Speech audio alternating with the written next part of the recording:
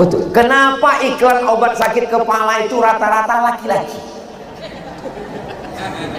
Nggak percaya? Coba kita tulis ya. Iklan sakit kepala. Iklan obat sakit kepala. Ada perempuan, tapi kebanyakan laki-laki. Kenapa?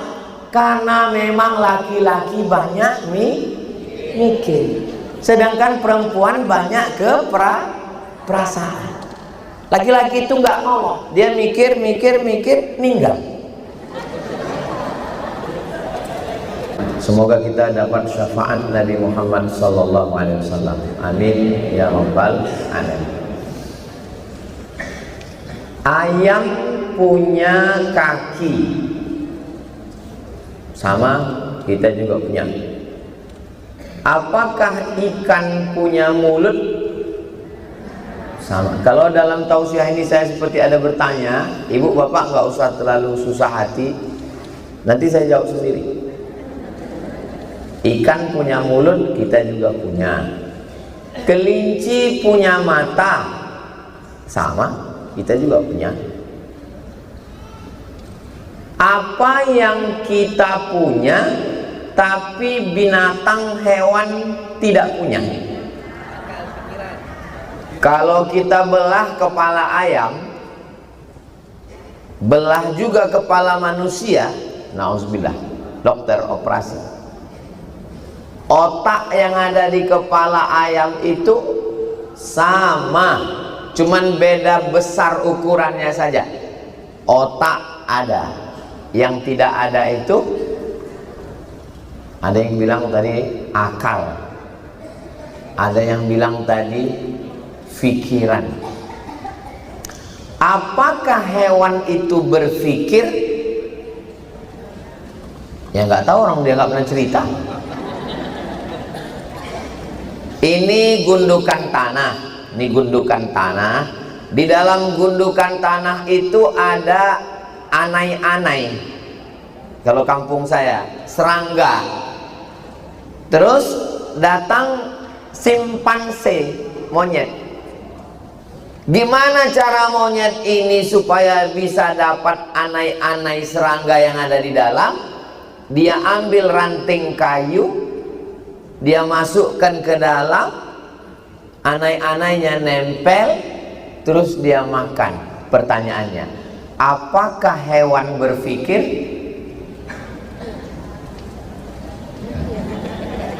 Tadi katanya hewan, tadi katanya yang kita punya, yang hewan nggak punya, akal, berpikir. Buktinya simpanse, monyet, dia mikir bagaimana cara mendapatkan anai-anai yang ada. Dia ambil ranting, dia masukkan, dia makan. Jadi setelah diteliti, ternyata hewan juga berpikir, tapi pikirannya cuman untuk makan. Makanya kalau ada orang mikirnya cuman makan, berarti dia, saya nggak ada ngomong begitu. Beda kita dengan hewan. Hewan itu diambil dari bahasa Arab, hayawan. Hayawan artinya hidup. Hewan hidup, kita juga hidup. Tapi mereka tidak memikirkan terlalu panjang, nggak terlalu mikir macam-macam dia.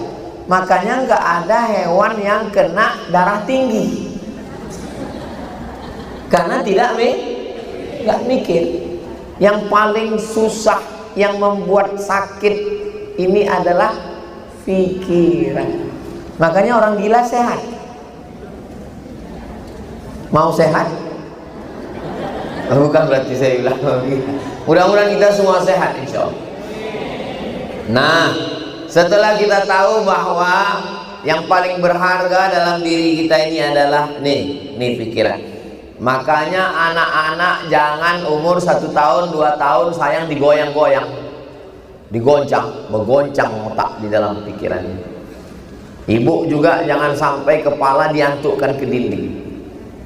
Bapak juga jangan Kenapa kepala ini mesti kita jaga? Sampai hari ini insya Allah pikiran kita semuanya sehat insya Allah.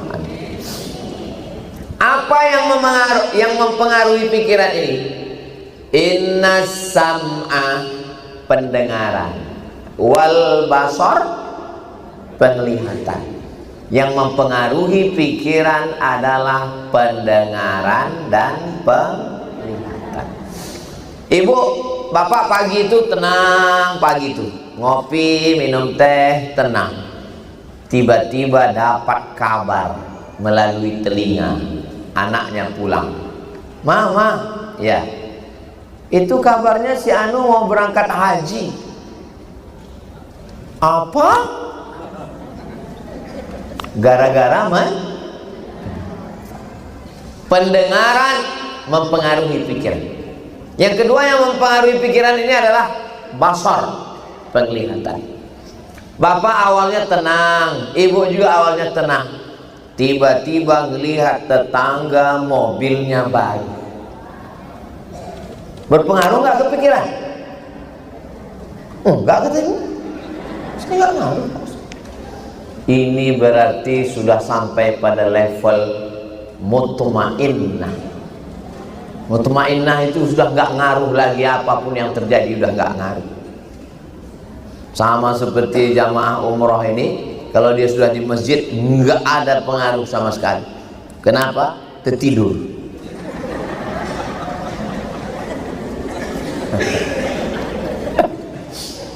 Jadi selama kita umroh ini, kita sebetulnya sedang menjaga pikiran. Inilah yang sedang kita jaga selama umrah.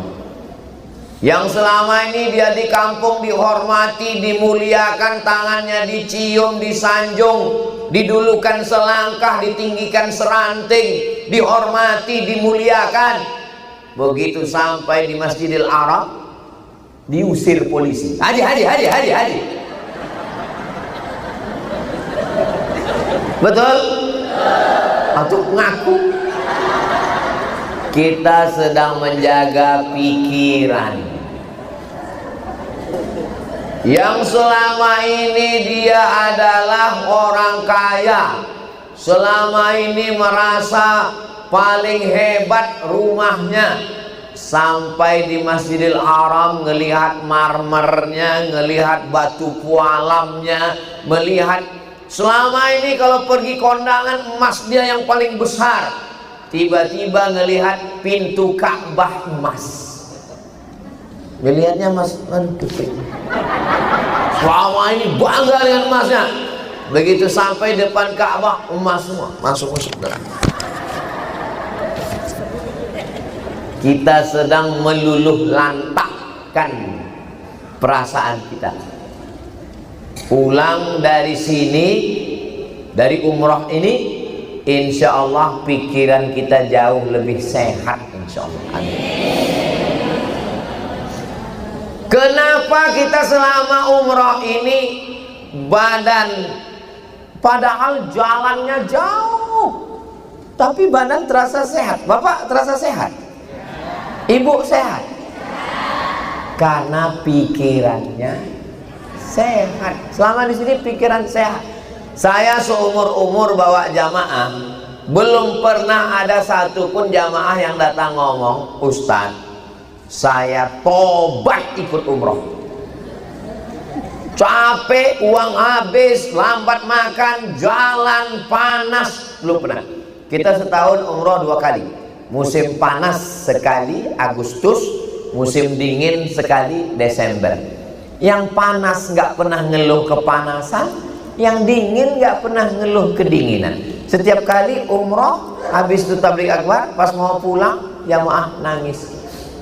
Saya pikir nangis mau bilang nggak mau lagi. Ustaz, doakan saya bisa pergi umroh lagi, Pak Ustaz. Itu menunjukkan pikirannya sehat. Jadi yang paling penting ini adalah menjaga fikir. Saya ketemu sama tukang pijat, dokter jantung pun pijat sama dia. Dokter sakit jantung, pijatnya sama dia. Lalu saya tanya sama dia, Pak, ya, kambing itu bahaya nggak Pak? Katanya kambing kolesterol, katanya kambing darah tinggi. Nggak bahaya Pak Ustadz. Terus yang bahaya itu apa? Yang bahaya itu adalah pikiran. Katanya kambing mengandung kolesterol. Bohong Pak Ustadz. Yang betul adalah kambing mengandung anak kambing.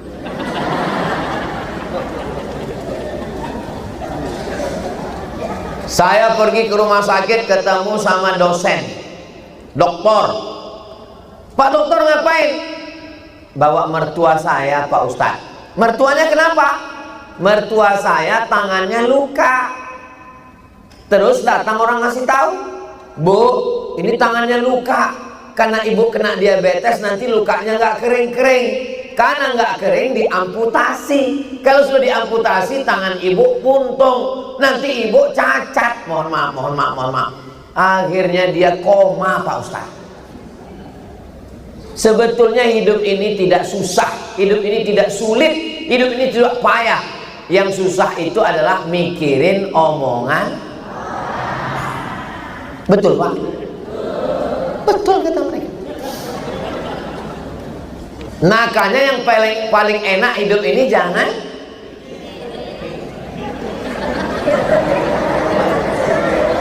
selama di sini kita nggak pernah mikirin orang.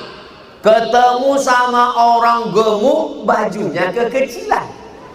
Ketemu sama orang kecil, bajunya kebesaran. Kita nggak mikir karena kita sibuk ibadah. Macam-macam kita ketemu. Ketemu sama suaminya hitam, istrinya putih. Ketemu sama orang ganteng, ketemu sama macam-macam.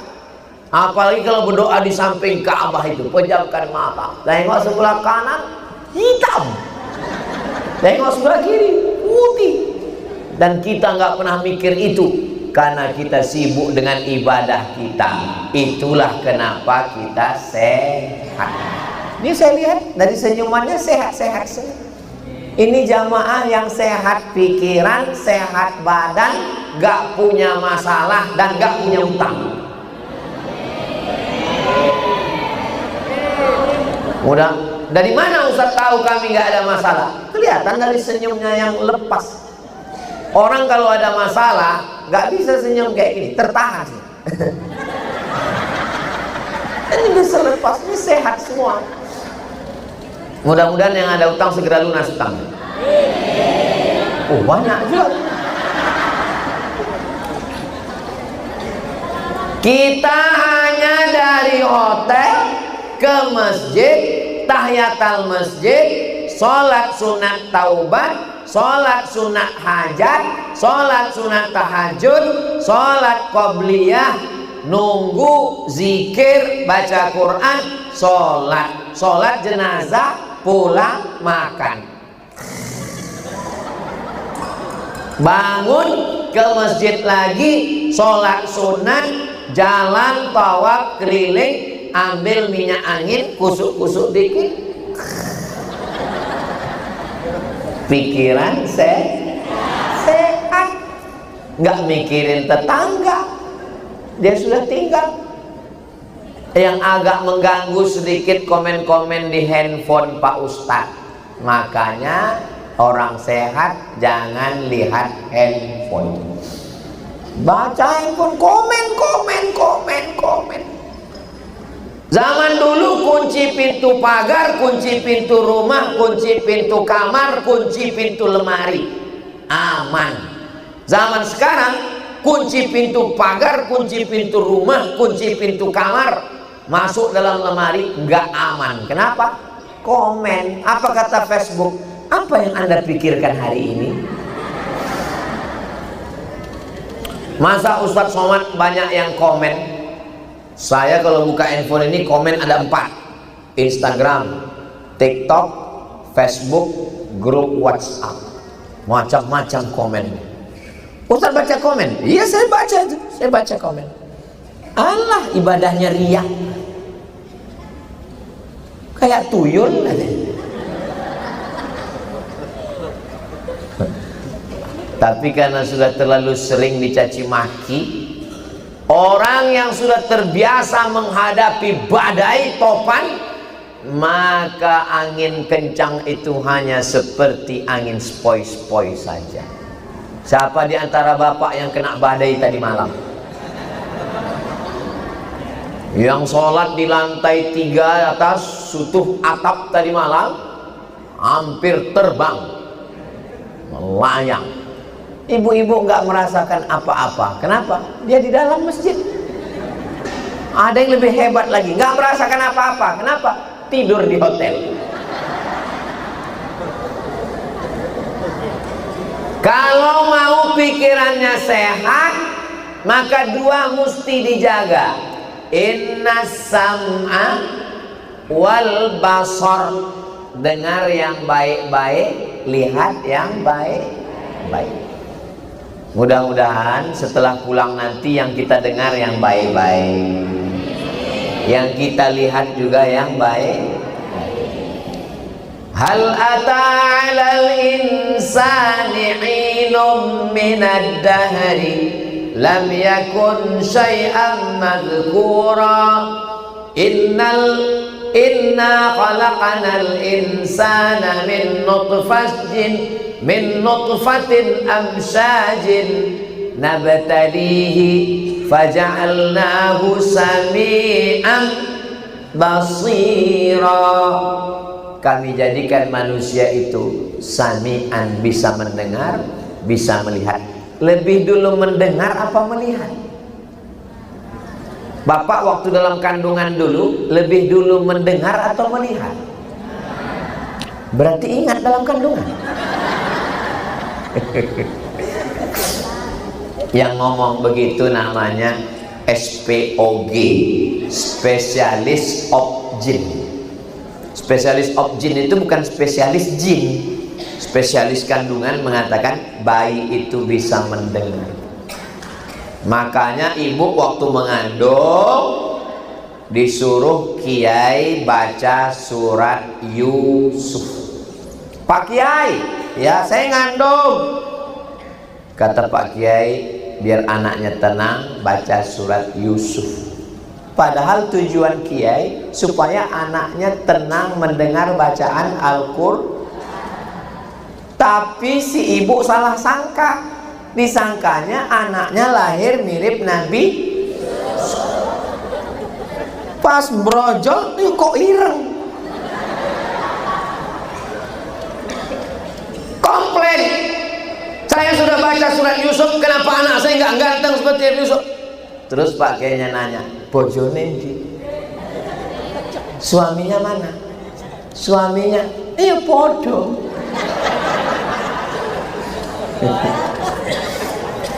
Jadi sebetulnya ketawa Ustaz ya. Jadi yang hitam jangan tersinggung. Saya hitam. Ini hitam. Hitam-hitam setampuk manggis, walaupun hitam kupandang manis. Begitu cara menghibur diri sendiri. Sebetulnya bukan masalah apanya, tapi masalah menenangkan telinga dengan membaca. Saya naik pesawat dari Pekanbaru ke Batam. Anak di depan nangis. Dibacakan sama ibunya. Allahu la ilaha illa huwal hayyul qayyum la ta'khudhuhu sinatun wa la naum. Anaknya diam. Begitu berhenti baca ayat kursi, nangis lagi. Dibacakan lagi, diam lagi. Saya sudah mau nanya sama ibu ini, kenapa anak ini diam ketika dibaca? Pas saya mau nanya, enggak jadi, ada suaminya.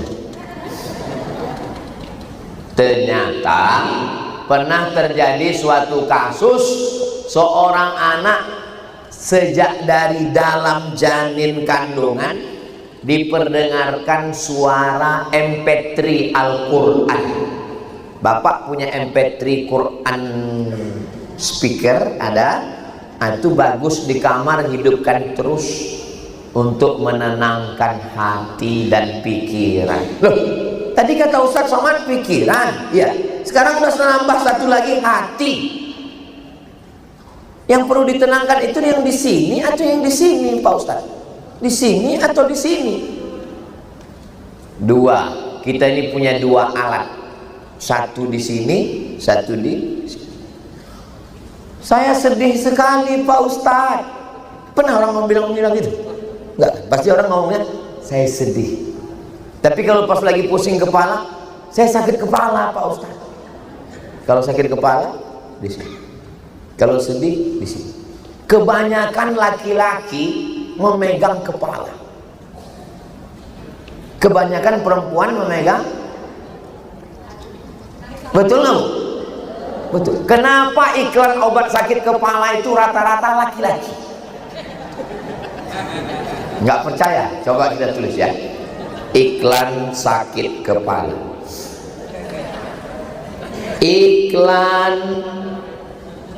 obat sakit kepala. Ada perempuan, tapi kebanyakan laki-laki. Kenapa? Karena memang laki-laki banyak mikir, sedangkan perempuan banyak perasaan. Laki-laki itu nggak ngomong, dia mikir, ninggal. Kalau perempuan itu dia lebih banyak ke perasaan, nengok anak perasaan. Makanya perempuan banyak sakit jantung. Tapi ini yang hadir ini, yang ini pikirannya sehat, yang ini perasaannya semuanya sehat, insyaallah. Amin. Bapak Ibu semua hafal ayatnya. Nasiyatin kazibatin khoti'ah. Nasiyatin ubun-ubun. Nih nasiyatin. Saya mau ngasih tahu, saya gundul. Nasiyatin ubun-ubun. Kazibatin pembohong. Khoti'atin penjahat. Yang bohong kan lidah, yang jahat kan tangan. Kenapa ubun-ubun? Karena ternyata yang memerintahkan lidah, yang memerintahkan mata, yang memerintahkan tangan, yang memerintahkan kaki adalah otak. Otak bagian mana? Otak kanan, otak kiri, otak belakang, otak depan, otak belakang, batang otak. Ternyata yang memerintahkan itu adalah otak bagian. Kira-kira Nabi Muhammad tahu dari dokter spesialis otak mana? Itu ceritanya 1447 tahun yang lalu. Nabi Muhammad sudah tahu. Dia tidak pernah kuliah di fakultas kedokteran jurusan otak. Nabi dapat itu dari Allah. Wa ma yantiqu anil hawa in huwa illa wahyun yuha. Itu dari Allah Subhanahu wa ta'ala. Maka kita selalu minta jaga pikiran. Lalu bagaimana dengan hati? Alladzi waswisu fi. Setan tidak berbisik di sini. Setan tidak berbisik di sini. Alladzi waswisu fi sudurin nas, berbisiknya di sini. Ala fil jasadi mudghah, ketahuilah di dalam jasad itu ada segumpal. Saya mesti ngeliat jalan nih, kalau enggak nanti jatuh. Idza sholahat sholahal jasadu kulluh. Kalau yang segumpal, yang lain ikut jadi baik. Wa idza fasadat, kalau yang ini rusak, ikut jadi rusak. Ala wahyal qalb, dia adalah qalb. Apa namanya ini, Bu? Jantung. Ada lagi yang bilang, oh hati. Bukan jantung, Pak Ustaz. Itu hati, Pak Ustaz. Yang satu bilang jantung, Pak Ustaz. Daripada mereka kelahi, saya damaikan jantung hati. Karena menurut ilmu kesehatan kedokteran, yang hati itu yang di tengah sini. Kan di tempat periksa dokter itu kan ada anatomi tubuh manusia yang dibuka kulitnya kan. Ada yang di tengah ini hati, namanya liver. Sedangkan yang di sini yang seperti jantung pisang. Kenapa dia disebut jantung? Karena bentuknya seperti jantung pisang yang menyemburkan darah, berdegup dan berdetak. Sebelah sini jantung. Coba ibu bapak rasa di dada sebelah kiri. Masih berdenyut, masih hidup, berdegup dan berdetak. Detaknya yang normal. Kalau yang nggak normal, biasanya jantung itu tidak normal disebabkan dua. Yang pertama jatuh cinta, yang kedua jatuh tempo. Betul bu? Betul. Di mana letak ketenangan itu? Ketenangan letaknya bukan di kaki, ketenangan letaknya bukan di mata, ketenangan letaknya di hati. Bukan saya yang ngomong, yang ngomong itu Allah. Wa tatma'innu qulubuhum, hati mereka merasa tenang. Apakah ibu pagi ini merasa tenang? Alhamdulillah. Bapak merasa tenang? Alhamdulillah. Dari suaranya lebih tenang perempuan dari laki-laki. Ustadz pagi ini merasa tenang? Alhamdulillah. Dari mana ketenangan itu datang? Huwallazi anzalas sakinata. Sakinah artinya tenang. Makanya pengantin baru itu didoakan supaya keluarganya sakinah. Sakinah artinya tenang. Huwallazi anzalas sakinata. Allah yang menurunkan sakinah, ketenangan, fi qulubil mu'minin, dalam hati orang yang beriman. Bagaimana cara menenangkan hati? Allah ngasih tahu, ala bidzikrillahi tatma'innul, hati menjadi tenang. Apa yang dicari orang pergi ke diskotik, dengar lagu dangdut, pop, rock, metal, R&B. Yang mau dicari ketenangan.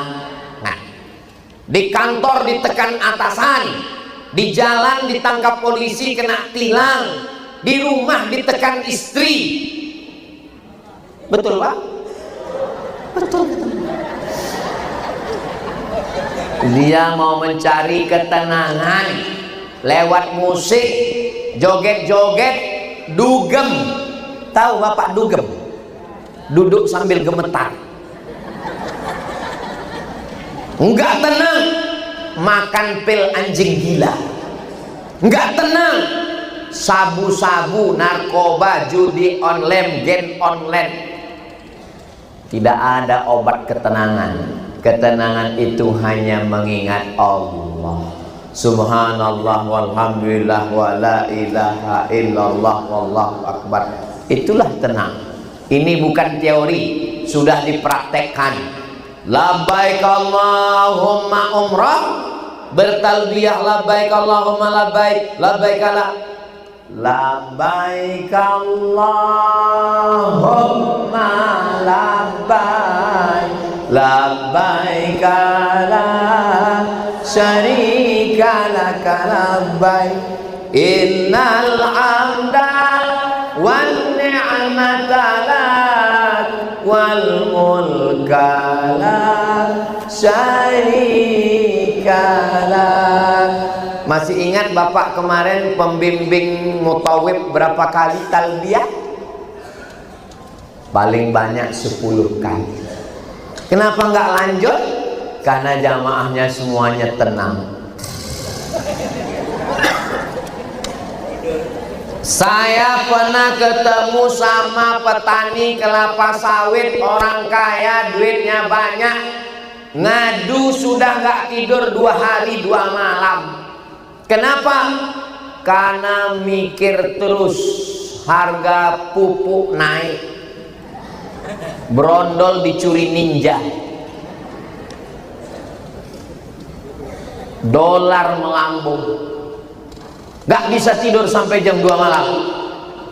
Alhamdulillah Pak Ustadz, dulu saya kalau mau tidur makan pil obat tidur karena saya kena penyakit insomnia. Tapi sekarang Pak Ustadz, saya nggak perlu makan obat tidur, ngelihat Ustadz langsung nguap.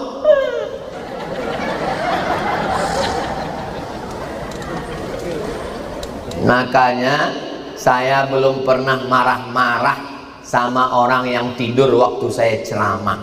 Itu berarti dia sudah sakinah mawaddah.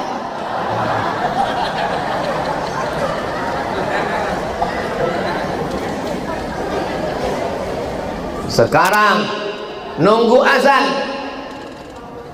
azan tidur, habis itu bangun, Allahu Akbar, Allahu Akbar, melek.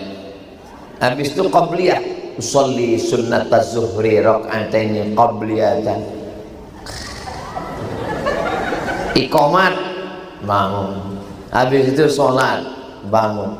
Di tengah sholat pun tertidur, sampai ada yang mau rukuk,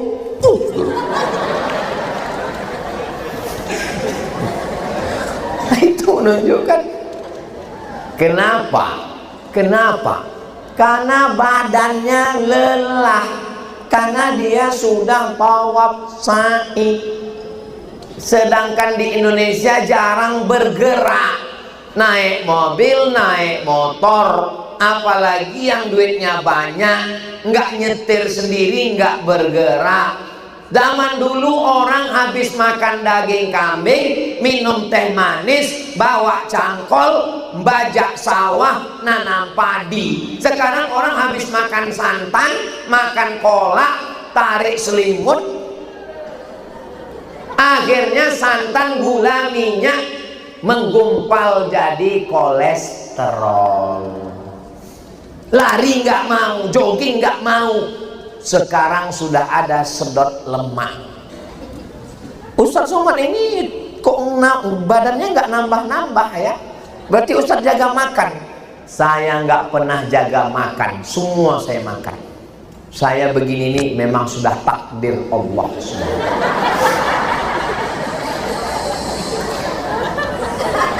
Kalau mau sehat, kuncinya jaga telinga, jaga mata, jaga hati, jaga pikiran, banyak bergerak badan, banyak berzikir.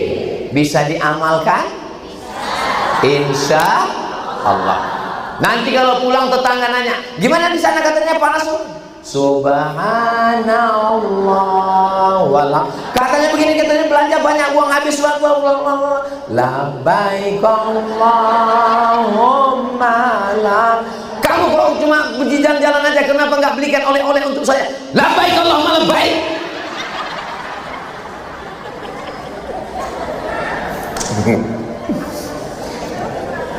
Tadi saya ngomong jam 8:30.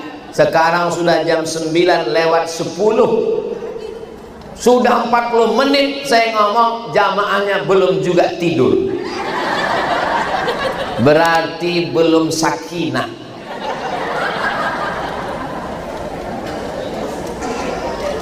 Mbah Suye umurnya 98 tahun. Saya posting di Instagram, langsung sebentar saya tengok berapa yang like.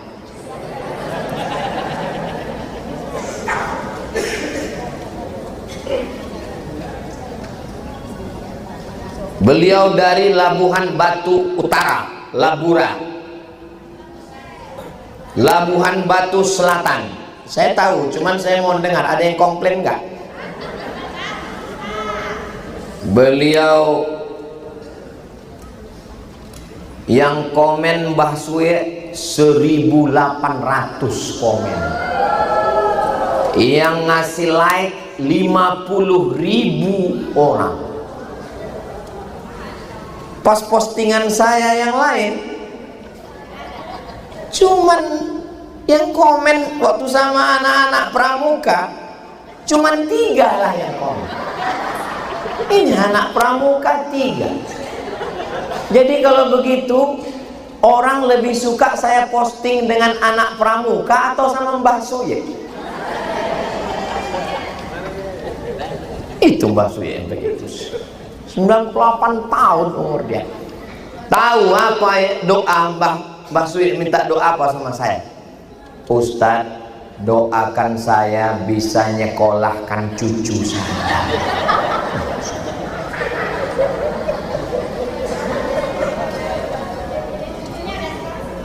Dia minta doakan supaya dia bisa menyekolahkan cucunya. Pernahkah ibu berpikir untuk menyekolahkan cucu? Pernahkah bapak berpikir untuk menyekolahkan cucu bapak? Kalau belum, minta doa sama Mbah Suye. Saudara, mudah-mudahan kita semua bisa menyekolahkan cucu kita sampai S3 doktor. Saudara yang dimuliakan Allah Subhanahu wa taala, jaga telinga, dengar yang cukup-cukup saja supaya hati dan pikiran jangan rusak. Jaga mata, tengok yang baik-baik saja. Apa kata Raja Ali Haji, penyair dari Pulau Penyengat, bangsawan Melayu? Siapa yang pandai menjaga mata, terjagalah cita-cita. Siapa yang pandai menjaga mata, terpeliharalah cita-cita. Celaka 12, manusia sekarang paling tak pandai menjaga mata. Dan orang pula memposting semua yang menggoda mata. Postingan tetangga sebelah rumah baru, postingan tetangga sebelah mobil baru, postingan tetangga sebelah bini baru. Ibu jangan marah dulu, istrinya meninggal. Ini baru umroh selesai bawaannya mau marah-marah. Jaga telinga, jaga mata, terjaga hati, jaga pikiran, badan banyak bergerak, fokus zikir kepada Allah. Zikirnya nggak usah banyak-banyak. Zikir waktu tawaf 5. Subhanallah walhamdulillah wala ilaha illallah wallahu akbar wala haula wala quwwata illa billah. 5. Bisa zikir yang 5 ini? Kenapa kita minta dihormati orang, minta disalami orang, minta dipuji orang, minta disanjung orang? Karena kita merasa diri kita suci. Maka obatnya yang suci hanya Allah Subhanallah. Kenapa kita gila penghormatan, mau dipuji-puji? Karena kita merasa terpuji. Obatnya yang terpuji hanya Allah. Walhamdulillah. Kita menjadi Tuhan, mempertuhankan diri macam Fir'aun. Obatnya la ilaha illallah. Merasa diri kita besar, merasa diri kita hebat, merasa diri kita kaya, merasa diri kita sudah bolak-balik ke Makkah. Obatnya Allahu Akbar. Makanya nanti ibu pulang nih puji-puji orang. Ibu sudah dari tanah suci ya, ibu umrohnya Allahu Akbar.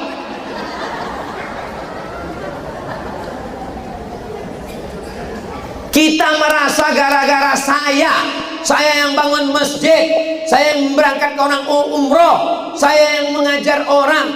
Obatnya yang kelima, la haula wala quwwata illa billah. Kita ini nggak ada daya, nggak ada upaya, nggak ada apa-apanya. Semuanya hanya karena Allah.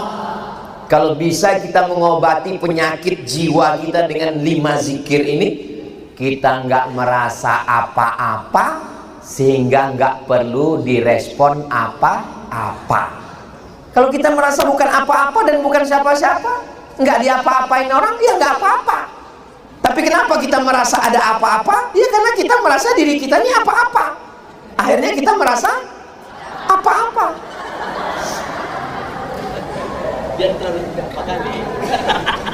Biar nggak apa kali.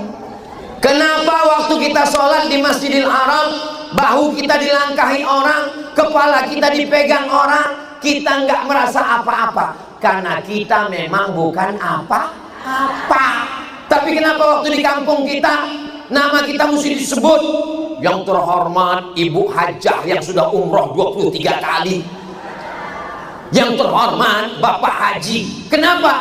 Karena kita merasa apa-apa. Sehingga kalau nggak diapa-apain terasa, kok rasanya ada apa-apa. Tapi jangan gara-gara ini nanti ibu bapak pulang pas ditanya, apa judul ceramah Ustaz Somad kemarin? Apa-apa. Apa pengajian? Entah apa-apa aja pengajiannya. Aku pun nggak apa-apa kali aku sama dia.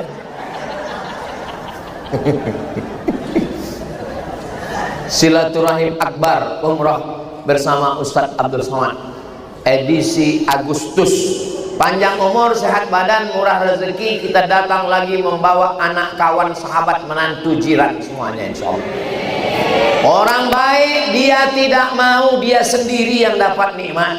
Orang baik, ibu ketika sampai di Ka'bah, melihat Ka'bah, ketika bapak sholat di Masjidil Haram, bapak pasti berpikir, aku akan bawa kawanku.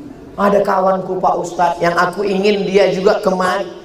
Kawan bapak mana? Kami dulu sama-sama mabuk Pak Ustadz. Kawanku nyuri ayam dulu Pak Ustadz. Dia masih belum tobat Pak Ustadz. Ada pikiran begitu Pak? Ada kan? Mudah-mudahan saudara, kawan, jiran, sahabat, orang sekampung yang belum tobat dibukakan Allah pintu hidayah. 45 menit materi. Berikutnya kita jawab beberapa pertanyaan. Dari Travel Jasmine Tour Surabaya, pripun kapare panjenenganipun?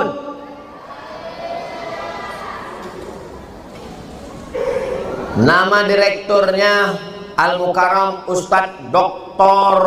Munif At-Tamimi yang ganteng. Beliau orang Golkar, golongan keturunan Arab, alumni Gontor. Jika seorang lupa berniat umroh sampai melewati miqat, baru teringat setelah beberapa kilometer, bagaimana penyelesaiannya? Bayar dam.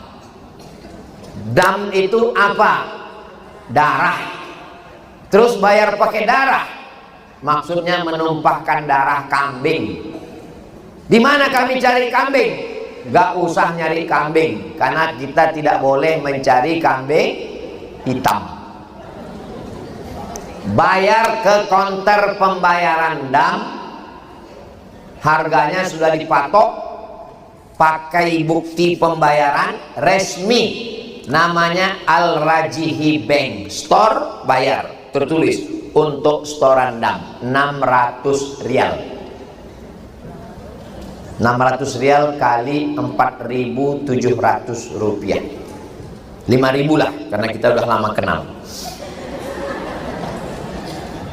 Makanya waktu di Bir Ali semua diingatkan, naik ke atas bis diingatkan lagi, labbaik Allahumma labbaik, labbaik Allahumma umrah. Berapa kali diingatkan? Waktu manasik diingatkan, waktu di masjid diingatkan, waktu sampai di atas bis masih lagi diingatkan. Jamaah niat ya. Jadi kalau sudah 3 kali diingatkan lupa juga, berarti kalau bahasa Surabayanya something wrong. Berikutnya dari Al-Mahi, nama direkturnya Ustadz Yahya LC, ganteng, masih muda, alumni Gontor, alumni Al-Azhar, sudah menikah tapi baru 1 kali. Istrinya ada, jangan macam-macam. Di Masjid Nabawi dan Masjidil Haram azan Jumatnya kan 2 kali. Azan pertama itu belum masuk waktu, jam rolas. Masuk waktunya jam 12.25. Azan pertama itu belum masuk waktu, matahari belum tergelincir. Lalu sholat apa setelah azan pertama itu? Ya tanya sama yang sholat itu, kenapa nanya saya? Dia yang sholat kok saya yang ditanya? Tanya sama dia, sampean niki sholat apa mas? Kalau dia bilang sholat qobliyah itu setelah masuk waktu. Sebelum masuk waktu nggak ada sholat qobliyah. Sholat qobliyah setelah masuk waktu. Tanya dia, kamu sholat apa? Saya sholat qobliyah. Belum masuk waktu, tapi sudah azan. Itu bukan azan masuk waktu. Itu azan yang pertama, itu azan manggil, ngasih tahu keluar dari kantor, keluar dari hotel supaya datang sholat. Tapi ada juga yang dia sholat bukan sholat qobliyah, tapi sholat sunat mutlak. Karena di hari Jumat dianjurkan memperbanyak sholat sunat mutlak. Waktunya nggak boleh sholat kapan? 15 menit menjelang matahari tergelincir. Jadi kalau Jumat jam 12.25, jam 12.10 gak boleh lagi sholat sunnah, karena itu waktu terlarang untuk melaksanakan sholat. Ada 3 waktu terlarang. Pertama, terbit matahari. Kedua, tergelincir matahari. Ketiga, tenggelam matahari. Makanya kami habis sholat subuh nongkrong dulu di atas lantai 3 sampai matahari terbit. Setelah lewat baru sholat sunat isyraq. Usolli sunnatal isyraq raka'ataini lillahi ta'ala, baru turun. Berikutnya dari mawaddah. Nah, tadi sudah sakinah, ini mawaddah. Nama direkturnya Ustadz Zainuddin yang tidak jadi mendapatkan hayati. Beliau kakak kelas saya di Mesir, orang Medan. Mana Ustadz Zainuddin? Ah, ini yang pakai peci merah. Travel mawaddah. Apa hukumnya saat tawaf lupa baca niat tawaf karena sibuk cari Hajar Aswad? Tawaf, sa'i, tahallul sudah satu paket dengan niat umroh di awal. Rukun umroh ada 5: niat, tawaf, sa'i, tahallul, tartib. Tartib artinya berurutan, bukan sungsang. Sa'i dulu, niat, tawaf, sa'i, tahallul, tartib. Di dalam niat itu sudah sekaligus ada niat tawaf, ada niat sa'i, ada niat tahallul. Jadi nggak perlu lagi dipisah. Saya niat tawaf lillahi ta'ala, saya niat sa'i lillahi ta'ala, saya niat tahallul lillahi ta'ala. Sama macam sholat, usolli fardal maghribi, nggak perlu lagi niat aku niat ruku, aku niat i'tidal, aku niat sujud, aku niat tasyahud, karena sudah sepaket di dalam. Tapi kalau ada yang mengajarkan niat tawaf, tawaf sunnat, tawaf wada, itu ibadah yang berdiri sendiri. Mencari Hajar Aswad, yang muda-muda, yang sehat-sehat, pakai kain ihram, turun tengah malam, mencari Hajar Aswad, nyium Hajar Aswad.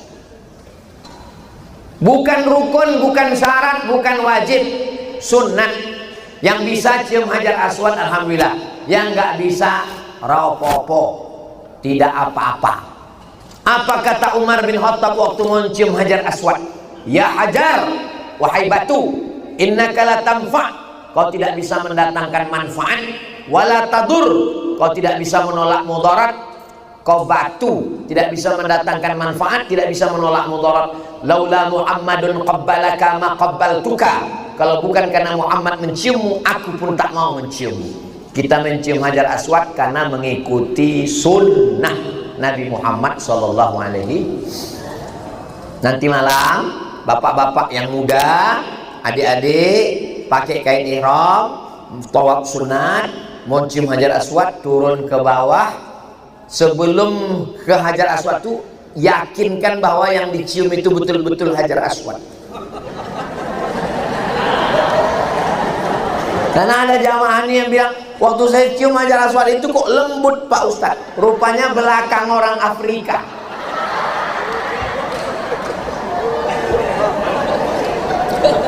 Saya pernah membawa jamaah umroh, dia bilang tadi malam saya mencium Hajar Aswad, sunyi, nggak ada orang. Saya penasaran. Besoknya saya bawa dia ke situ. Yang mana yang kau cium? Ini, rupanya rukun Yamani. Hajar Aswad itu yang di samping pintu Ka'bah. Ini pintu Ka'bah, ini Multazam, ini Hajar Aswad. Yang ada lampu hijau, tempat kita mulai Bismillahirrahmanirrahim, wallahu akbar. Nah, itu Hajar Aswad. Van Diego, Travel Van Diego. Mana perwakilan Van Diego? Saya pura-pura nyari aja. Alif. Itu kenapa dia paling pinggir? Karena dia alif. Alif. Adiknya banyak. Bata, Sajim, Hako. Alif. Dari Van Diego, masih muda, ganteng. Ibu yang mau cari menantu segera booking. Sudah ku endorse, nggak laku juga, nggak salah pula lagi deh.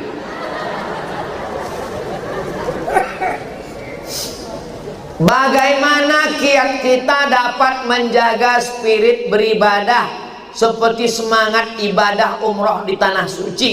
Setelah kita balik nanti ke tanah air, gimana supaya tetap semangat? Pulang dari sini bawa air zam-zam, jangan botol besar, sayang, beli botol kecil. Bawa kurma ajwah 3 biji, cari teman tetangga yang sakit. Cari siapa tetangga kita, jiran sahabat yang sakit, datang ke rumah sakit, kasih dia ajwah, kasih minum air zam-zam, ajarkan doa, baca doa, minum air zam-zam. Allahumma inni as'aluka ilman nafi'an wa rizqan wasi'an wa shifaan min kulli da'in, sembuh dari segala macam penyakit. Kalau nggak hafal doanya, gerak-gerakkan aja mulut.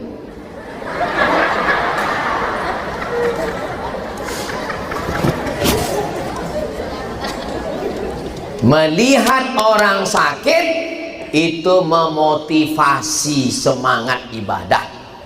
Kalau sudah ditanya jiran, kawan, sahabat, keluarga nggak ada yang sakit, pergi aja ke rumah sakit, bawa aja. Nanti kalau security nanya, mau jenguk siapa Pak? Semua yang ada di sini mau kunjung. Aku mau mengambil pelajaran dari sakit. Saya usahakan dalam 1 bulan saya ke rumah sakit, mendoakan jamaah.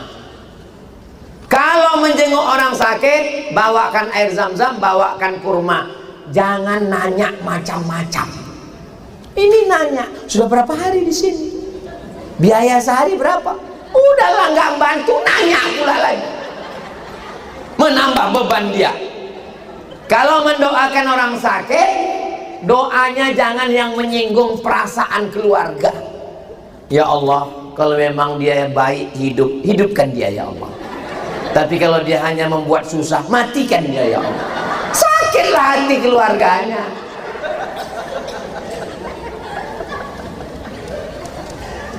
Usahakan menjenguk orang sakit, itu semangat.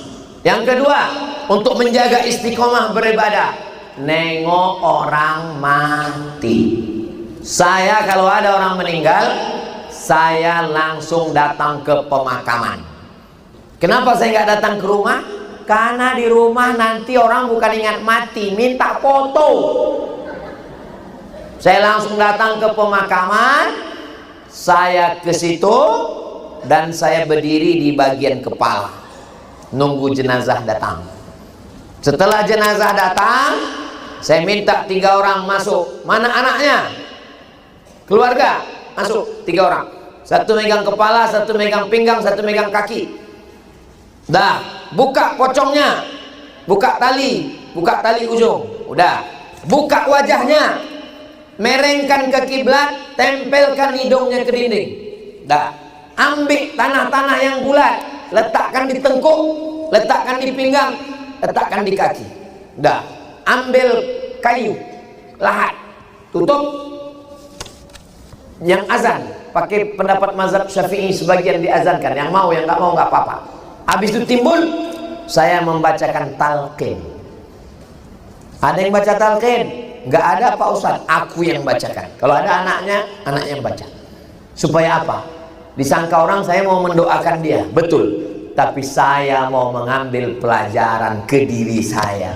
Hai Abdul Somad, kau akan mati. Ini semua bapak ibu nih, semua nih yang kaya-kaya nih, yang hebat-hebat nih, semuanya nanti mati. Mimda tema taya bawati. Abdul Somad, nanti kau akan masuk ke liang lahat, kau akan mati, semuanya tinggal.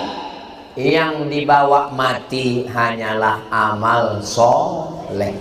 Waktu saya sedang melihat jenazah, dipoto dari belakang, ada yang moto, dikirim ke saya suruh cetak 20 inci. Cetak 20 inci, saya tempel di dinding. Nanti kalau bapak ibu pergi, saya tunjukkan fotonya. Saya buat tulisan besar, yang kekal hanyalah amal. Setiap saya lupa, saya tengok itu foto. Dulu pernah saya buat, gambar handphone ini, gambar saya di samping liang lahat. Akhirnya suatu malam jam 2 saya nyetir sendiri, saya takut, saya ganti. 2. Kalau mau istiqomah beribadah, 2. Yang pertama, tengok orang sakit. Yang kedua, tengok orang mati. Kalau sudah nengok orang sakit, nengok orang mati, nggak juga semangat beribadah, berarti hatinya sudah miskin. Bukan azab, sakit bukan azab. Azab di atas azab adalah matinya hati. Bapak ibu semua hafal ayatnya. Khatamallahu ala qulubihim wa ala sam'ihim wa ala absarihim ghishawa summum bukmun umyun fahum la yaqilun. Summun bukmun umyun, peka, tuli, bisu, buta, la yaqilun, gak bisa diajak mikir. Pulang dari umrah ini mudah-mudahan mendengar, melihat, berpikir, merenung, semangat beribadah. Apa tanda umrohnya makbul? Ada perubahan. Yang dulu malas beribadah, sekarang setelah pulang umroh, baru jam 11 sudah ke masjid. Suami ibu ya udah ke masjid, rupanya lupa merubah jam. Masih jam Saudi. Ada perubahan. Dulu suami saya ini pelit Pak Ustaz, tapi setelah pulang umroh, Masya Allah. Dulu kalau bersedekah 2.000, sekarang 2.500. Mudah-mudahan semuanya ada perubahan yang lebih baik, insya Allah.